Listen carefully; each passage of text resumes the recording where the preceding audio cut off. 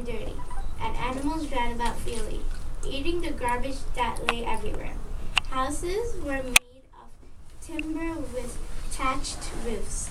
They burned down frequently, and the walls of the town fort were crumbling.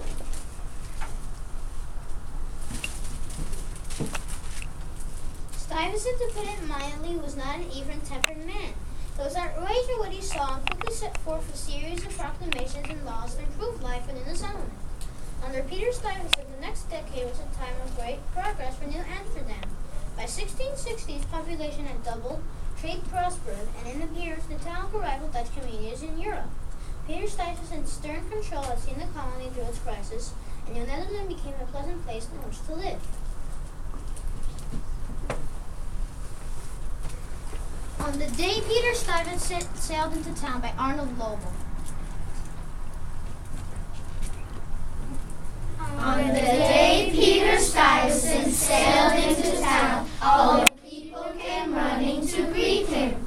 They shot off a cannon and waited in line so that every last Dutchman could meet him. My friend, Peter said, it is nice to be here, for my voyage was really a long one. I'll rule this land with a very firm hand, and my government will be a strong one. Yes, my government will be a strong one. Peter Stuyvesant stood with a leg made of wood, and he said, There is no time to talk now. It's a very fine day, this 11th of May, so I think I'll go for a walk now. And then to New Amsterdam Peter did go to see all there was to be seen. But he soon wore a frown as he walked up and down. He discovered that nothing was clean. The governor slipped in the mud and the mire, and he said, Things are not at all well here. I'm standing in garbage right up to my knees, and the air has a very bad smell here. Yes, the air has a very bad smell here. All the houses in town are in need of repair. Peter shouted. I loudly decry it. This whole dirty place is a total disgrace. Good Dutchmen, we must beautify it. But the folk of the town went on smoking their pipes, and they said, It is best to ignore him. There'll soon come a day he'll be on his way like the men who have governed before him. From Norway to Washington, Peter Stuyvesant's store with a tap on his step, he kept walking, while some chickens and some ducks made a nest in his hat, and some geese in his hat made a squawking, and some geese on his path made a squawking. Then a goat from behind and the men on kind gave Peter a push on his seat. A cow licked his nose and some pigs chewed his toes after Stuyvesant sat in the street. This new world is a mess. Peter cried in distress. These animals need gates and fences. Take these birds to a cage. Peter shouted in rage. Good Dutchman, let's come to our senses. As his voice struck the ground with a great booming sound, like the sky filled with thunder and lightning. Those good Dutchmen did shake, they cried. Make no mistake, this man's temper is really quite frightening. As the citizens stood in a trembling group, Peter cried, Here is my proclamation.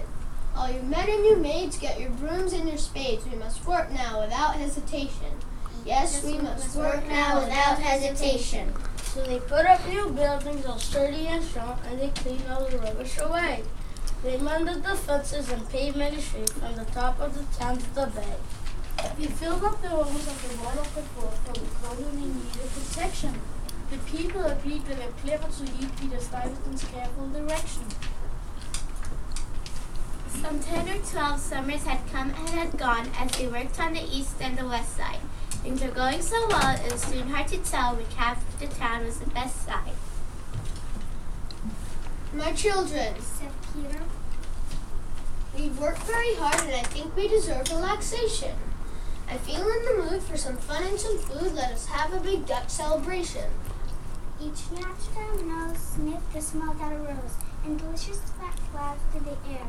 How it gave such delight to each Dutch appetite, all those good things seen everywhere. Someone asked, Will this town stay as small as it is? Well, of course. There was no way of knowing, so the dance until evening, all dizzy and gay, and went home as a darkness rolled.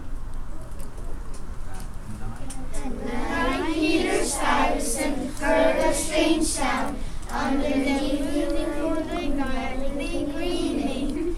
This sat at his door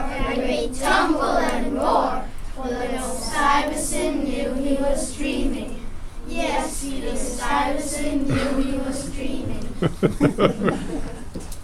So, maybe he was dreaming of what Manhattan would become. Yeah. Let's stand up and it's time to take a bow.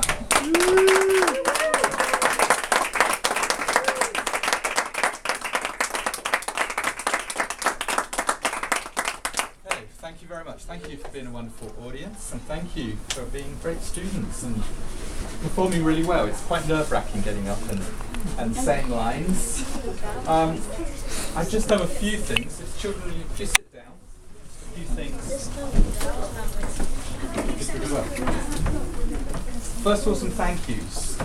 We need to thank Miss Matson. She's not here at the moment, but she's done a really tremendous work this year with our class in art lessons. You can see some of the portrait work that she has done, and then the children use the skills they learnt in art to do some portraits of the immigrants, because we've been studying immigration, and you can see that on the opposite display. And of course the backdrop, beautiful backdrop of the colonial houses, that was organised in the art lesson. And I also want to thank our room mums for organising the brunch, which you'll enjoy later on. And just a quick thank you to Natalie's mum and Kate's mum. Just an appreciation for all your efforts.